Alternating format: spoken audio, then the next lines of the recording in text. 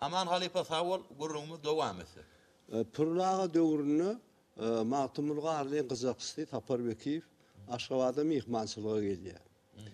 Geliyor, bunam Tapar Mehmet ip tutarsı olun. Şoň Mehmet ip kakati bağışına eken. Şeyle bağışlar kovuyorlar, koloydan katlaşar eken.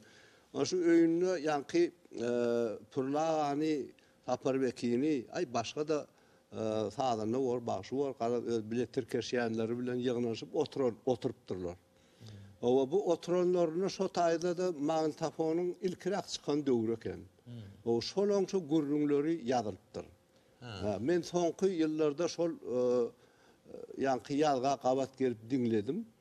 Şonu şu Pırlağa şu Mahtumul'un aýdýan aýdymlaryny ýeken ýanky sin edip niýetinde saadym köp gidýär, niýetinde ýetene akşlar ýazdatlar gurrun edip onuň soňundan şol Mahtumul Garliň gelemen nip aýdýan aýdymny aýdyp berýär.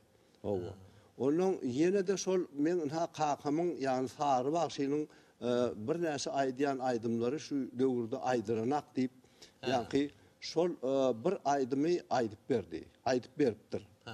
Men onu dinledim, şol aýdymyň heňi şu bizim döwrümizde aýdylýan aýdym däl ekenmi. Onuň ýöne sözleri düşnüksizrek bolansoň men muny kreatiwin goşgusyndan bir goşgallymda ýanky aýdymy täzeden dikeldim. Öz bir näse goşalda atlam bar. Şeýdip muny häzirki döwürde aýdym edip aýdyp berdim. Şonu aýdyp berejekmi halipe? Häzir şol aýdymy aýdyp beräýin, rast bolsa diýär.